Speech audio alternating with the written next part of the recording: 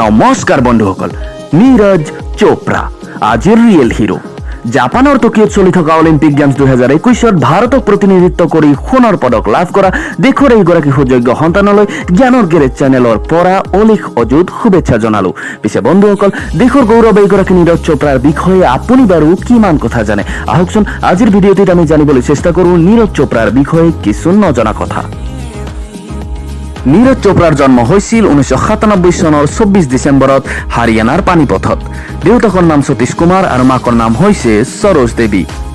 চণ্ডীগড়ৰ DAV কলেজৰ পৰা শিক্ষা গ্ৰহণ কৰা নীৰজ চোপ্ৰাই পানীপথ স্পৰ্টছ ষ্টেডিয়ামৰ পৰা তেওঁৰ খেল যাত্ৰা আৰম্ভ কৰিছিল।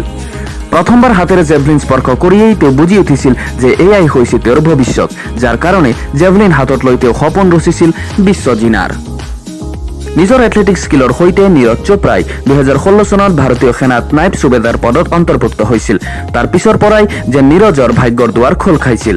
পৰ্যাপ্ত সা সুবিধা আৰু নিৰন্তৰ অনুশীলনৰ ফলত নীৰজ চোপ্ৰাই 2016 সাউথ এছিয়ান গেমছত 82.23 মিটাৰ জেভলিন দলিয়াই জীৱনৰ প্ৰথমটো ইণ্টাৰনেশ্যনেল গ'ল্ড মেডেল লাভ কৰিছিল। তাৰ পিছতেই 2016 IAAF ৱৰ্ল্ড আণ্ডাৰ-20 চেম্পিয়নশ্বিপত দ্বিতীয়টো সোণৰ পদক লাভ কৰিছিল। জয়ৰ ধাৰাবাহিকতা অক্ষুণ্ণ ৰাখি এইগৰাকী খেলুৱৈয়ে 2017 এছিয়ান এথলেটিক্স চেম্পিয়নশ্বিপ আৰু 2018 কমনৱেলথ গেমছতো সোণৰ পদক লাভ কৰি দেশলৈ গৌৰৱ কঢ়িয়াই আনিছিল।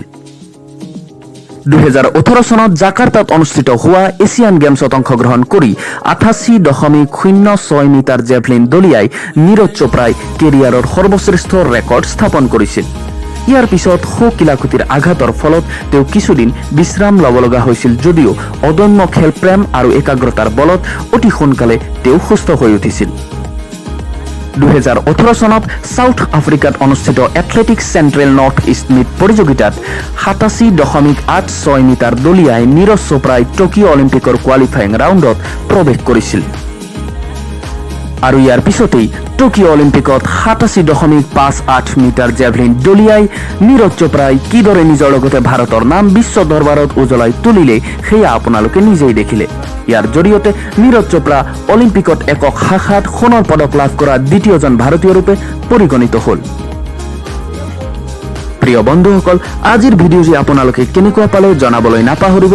ভিডিঅ'টি ভাল লাগিলে লাইক কৰিব, চেনেলটি ছাবস্ক্ৰাইব কৰিব আৰু ভিডিঅ'টি যিমান পাৰে শ্বেয়াৰ কৰিব, যাতে নতুনকৈ উঠি অহা খেলুৱৈসকল উৎসাহিত হয় আৰু পৰৱৰ্তী সময়ত আমাৰ ৰাজ্য তথা দেশলৈ গৌৰৱ কঢ়িয়াই আনিবলৈ সমৰ্থ হয়।